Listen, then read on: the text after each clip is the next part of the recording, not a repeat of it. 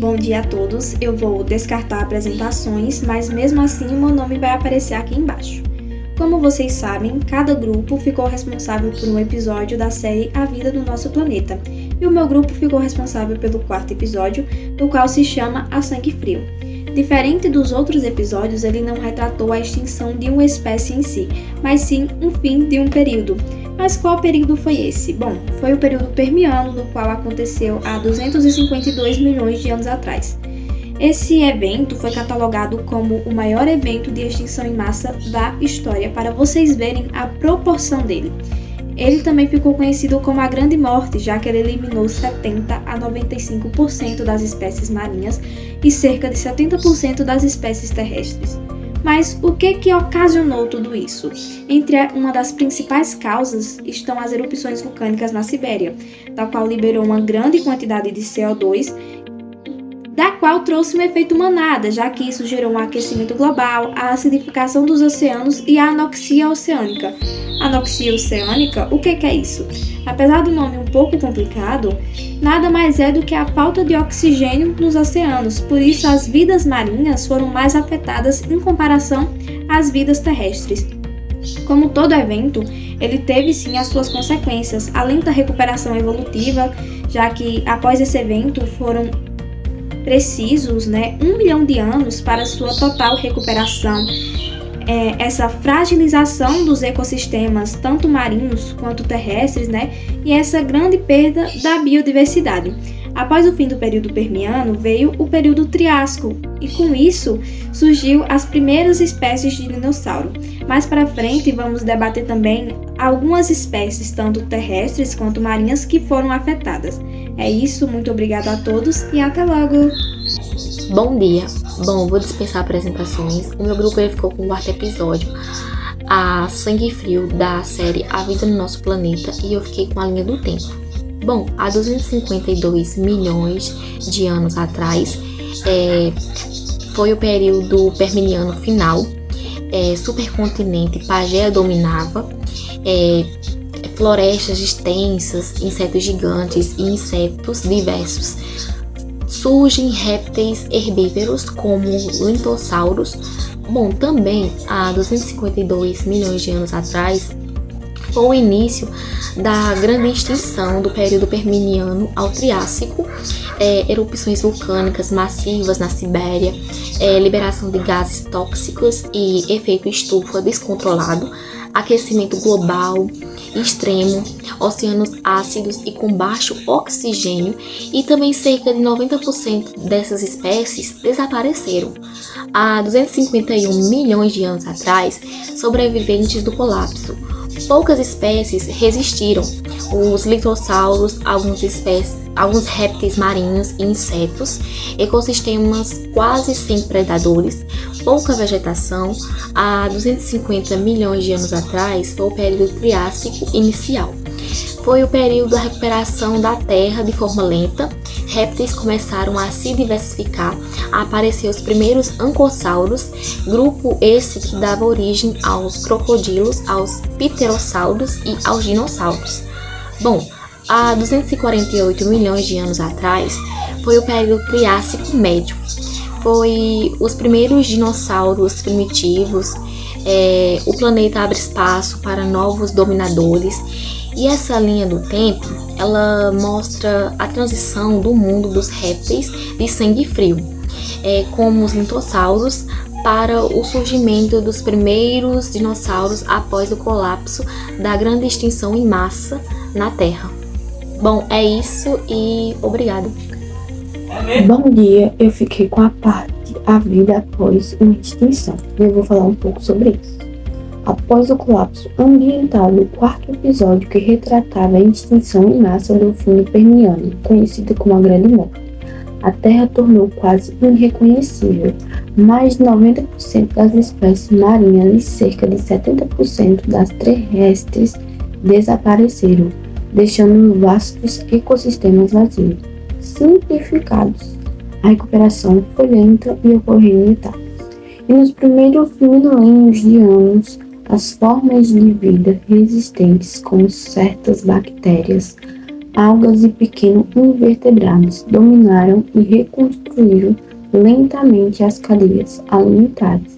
A ausência de predadores e competidores abriu espaço para novas linhagens, permitindo grupos antes discretos se diversificassem, e florestas voltaram gradualmente, trazendo de volta a umidade e sombra e ajudando a estabelecer o clima local. Novos répteis e os primeiros arcossauros ocupavam nichos vazios, e no mar, corais e moluscos recuperavam a diversidade perdida. Bom, e também pedia para criar uma simulação de como seria a Terra após uma nova extinção em massa, e eu vou descrever um pouco como seria isso. Céus escurecidos por grandes nuvens de cinzas e gases tóxicos, resultado de eventos catastróficos, como erupções vulcânicas massivas ou impactos de asteroides, vegetação escassa e lenta se recuperando com plantas pioneiras como musgos. Dominando inicialmente, animais sobreviventes seriam poucos, geralmente espécies resistentes como insetos, pequenos répteis e alguns mamíferos oportunistas. Após esse evento, o planeta ficaria marcado por um ambiente muito diferente do atual. Obrigado e até o próximo episódio. Bom, primeiramente, bom dia. Eu acho dispensável apresentações, mas eu vou deixar meu nome aqui embaixo. Bom, já foi abordado diversos assuntos ao longo desse vídeo, mas agora eu vou falar um pouco sobre as principais ameaças abordadas no capítulo 4 para o nosso planeta. Uma delas é o desmatamento e uso insustentável da terra. David adverte que já cortamos 3 trilhões de árvores em todo o mundo e que metade das florestas tropicais já foi desmatada.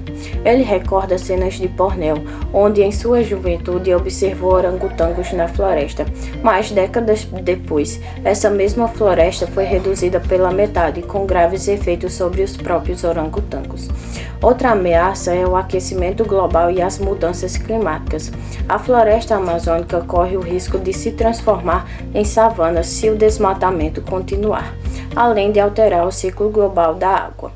Eventos extremos como o desaparecimento de gelo no Ártico, o branqueamento de corais e crises de produção de alimentos em solos exaustos são realidades projetadas para as próximas décadas. Outra ameaça é a poluição, especialmente sobrepesca e degradação marinha. Mais de 30% dos estoques de peixes já estão pescados a níveis críticos e populações de água doce caíram mais de 80%. A destruição dos oceanos agride ecossistemas valiosos, como recifes de corais altamente vulneráveis ao aquecimento, causando seu branqueamento e mortalidade em massa. Agora eu vou falar um pouco sobre as possíveis soluções sustentáveis abordadas no capítulo para tais ameaças. David apresenta diversas soluções viáveis, muitas já em prática em alguns países. Uma delas é a reconstituição e restauração da biodiversidade.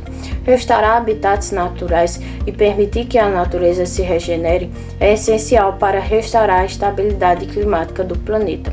Outra possível solução é a transição para a energia renovável. Países como o Marrocos já produzem cerca de 40% de sua energia renovável. A série incentiva a redução de investimento com combustíveis fósseis.